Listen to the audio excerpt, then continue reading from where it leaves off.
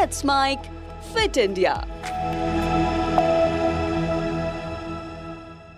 नमस्कार दोस्तों, fit India के इस खास एपिसोड में आपका स्वागत है, जहां हम बात करते हैं आपकी सेहत और आपके स्वास्थ्य के बारे में। दोस्तों, क्या कभी आपको महसूस हुआ है कि आप गहरी नींद में हैं और अचानक आपकी आंख खुली और एक डरावना एहसास होने लगता है, जैसे कि कोई आपके सीने पर आकर बैठ गया हो, पूरा शरीर भारी हो गया हो, आपके हाथ और पैर हिल नहीं पा रहे हैं, दिमाग होश में होता है, लेकिन आपका पूरा शरीर जम गया है और आप कुछ बोल नहीं पा रहे हैं। कई बार आपको अजीब सी चीजें दिखाई और सुनाई भी पड़ने लगती हैं। ऐसा लगता है जैसे कि भयावह साए ने हमारे पूरे शरीर पर कब्जा कर लिया है। लेकिन कुछ मिनटों के बाद सब कुछ सामान्य हो जाता है। लोग इस तरह की परेशानी को पैरानॉर्मल एक्टिविटी यानी भूत प्रेत से जोड़कर देखते हैं, लेकिन ऐसा नहीं है। ये न तो भूत प्रेत का चक्कर होता है और न ही कोई डरावना सपना होता है, बल्कि ये एक गंभीर समस्या होती है। मेडिकल भाषा में इसे निद्रा पक्षाघात या स्लीप पैरालिसिस कहा जाता है। विशेषज्ञों के मुताबिक ऐसा तब होता है जब आपके दिमाग का कुछ हिस्सा जगा होता है, जबकि शरीर को नियंत्रित करने वाला कुछ हिस्सा सो रहा होता है। यानी कि ये सोने और जगने की अवस्था के बीच में घटित होता है। ऐसे में जब आप मूवमेंट करने की कोशिश करते हैं तो कई सेकंड या मिनटों तक कुछ भी करने में असमर्थ होते हैं। इस स्थिति में या तो आपको खुद को पूरी तरह जगाना पड़ता है या फिर नींद के आगोश में फिर से जाना पड़ता है। स्लीप पैरालिसिस सुनने में डरावना जरूर लगता है, पर यह वास्तव में हमारे दिमाग और नींद के बीच तालमेल बिगड़ने का नतीजा है। इसे आप ऐसे समझ सकते हैं कि हमारा दिमाग कई सारे लाइट बल्ब्स की तरह है, जिनको बंद करने के लिए अलग अलग ऑन ऑफ स्विच हैं। वैसे तो दिमाग के सारे स्विच एक साथ बंद हो जाने चाहिए और पूरे दिमाग को एक साथ जगना चाहिए, लेकिन कई बार दिमाग के कुछ स्विच पहले ऑन हो जाते हैं, जबकि कुछ ऑन होने की तैयारी कर रहे होते हैं। नींद में चलने और बोलने की प्रक्रिया भी कुछ इसी तरह होती है। इसमें पूरी तरह जागने से पहले ही आपके कुछ अंग सक्रिय हो जाते हैं और इंसान नींद में बोलना और चलना शुरू कर देता है। कुछ ऐसा ही स्लीप पैरालिसिस में होता है। वैज्ञानिकों का मानना है कि स्लीप पैरालिसिस शायद तब से मौजूद है जब से इंसान सोने की स्थिति में आया होगा। हालांकि इस पर बहुत कम शोध हुआ है।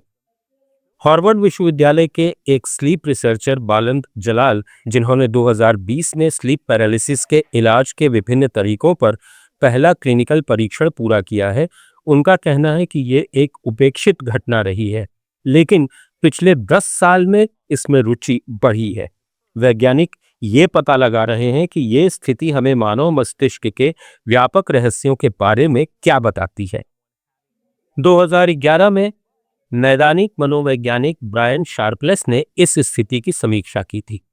उन्होंने 5 दशकों में किए गए 35 अध्ययनों के आंकड़ों का विश्लेषण किया, जिसमें कुल मिलाकर इनमें 36,000 से ज्यादा स्वयंसेवक शामिल थे। शार्पलेस ने पाया कि स्लीप पैरालिसिस पहले की सोच से कहीं ज्यादा आम है और लगभग 8% वयस्कों ने दावा किया है कि उन्होंने कभी न कभी इसका अनुभव किया है। शार्पलेस कहते हैं कि यह वास्तव में कोई असामान्य बात नहीं है।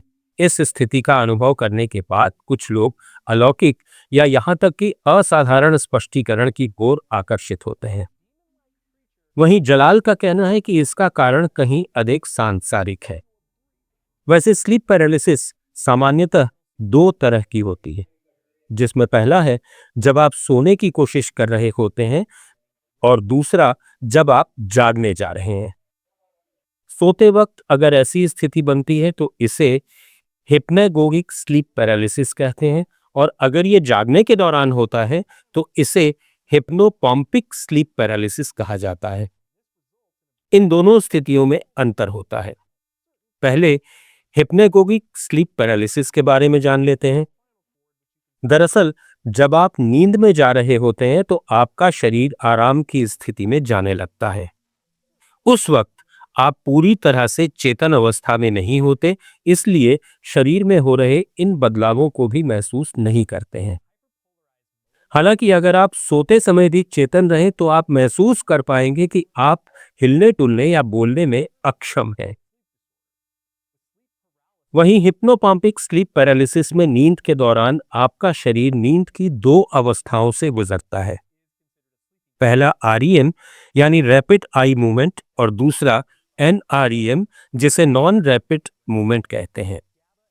नींद का आरईएम और एनआरईएम साइकिल करीब 90 मिनट का होता है। सबसे पहले एनआरईएम साइकिल की नींद आती है जो आपकी पूरी नींद का 75% होती है। ये नींद की शुरुआत है, यानी आप हल्की नींद के चरण में होते हैं।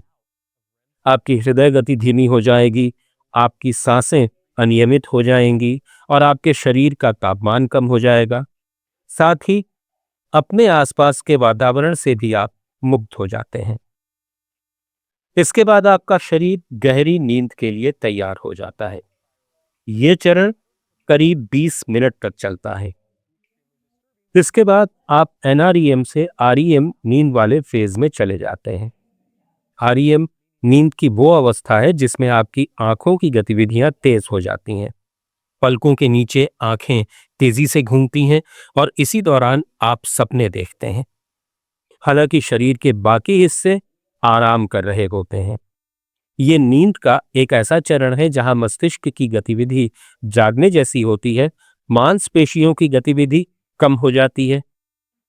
एक वयस्क की कुल नींद का लगभग 20 से 25% हिस्सा आरईएम नींद में होता है, जबकि शिशुओं में आरईएम नींद का अनुपात काफी ज्यादा होता है।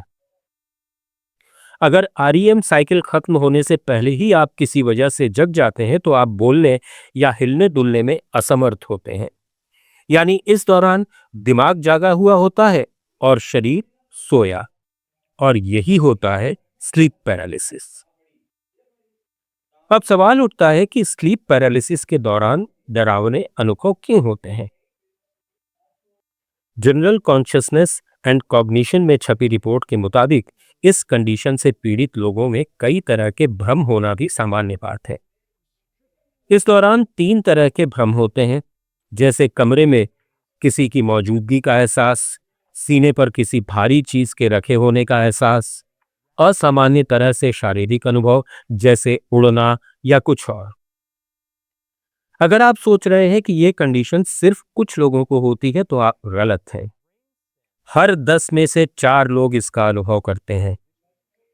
ये युवावस्था में ज्यादा सामान्य है, लेकिन ये हर उम्र के पुरुषों और महिलाओं में होती है। इसकी वजह है आनुवांशिक होने के साथ साथ नींद की कमी, अनियमित समय पर सोना, तनाव या बाइपोलर डिसऑर्डर, साथ ही पीठ के बल सोना या नींद से जुड़ी अन्य समस्याएं जैसे नार्कोलेप्सी भी हो सकती है। कभी कभी कुछ दवाएं जैसे कि एंटी डिप्रेसेंट्स भी स्लीप पैरालिसिस का कारण बन सकती हैं। स्टैनफोर्ड यूनिवर्सिटी में स्लीप मेडिसिन फिजिशियन नितुन वर्मा का कहना है कि बदकिस्मती से स्लीप पैरालिसिस होने के बाद आप खुद को ये नहीं कह सकते कि जग जाओ। यही बात इसे डरावना अनुभव बनाती है। अब सवाल उठता है कि आखिर इस प्रॉब्लम से कैसे छुटकारा पाया जाए।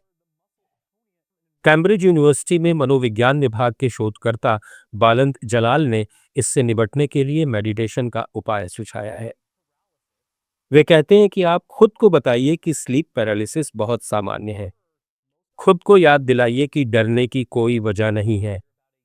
पैरालिसिस के बजाय किसी और बात पर फोकस करने की कोशिश करिए, जैसे कि कोई अच्छी याद या खुश होने का कोई भी मंत्र। शरीर रिलैक्स करने की कोशिश कीजिए और उस अवस्था से बाहर निकलने तक हिलने डुलने से बचिए।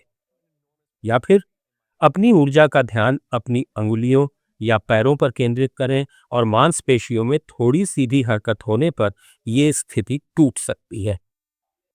यहां ध्यान देने वाली बात यह है कि अगर आपके साथ कभी कभी स्लीप पैरालिसिस होता है तो आपको परेशान होने की जरूरत नहीं है, लेकिन अगर आपको लगातार स्लीप पैरालिसिस होता है तो डॉक्टर से जरूर परामर्श लें।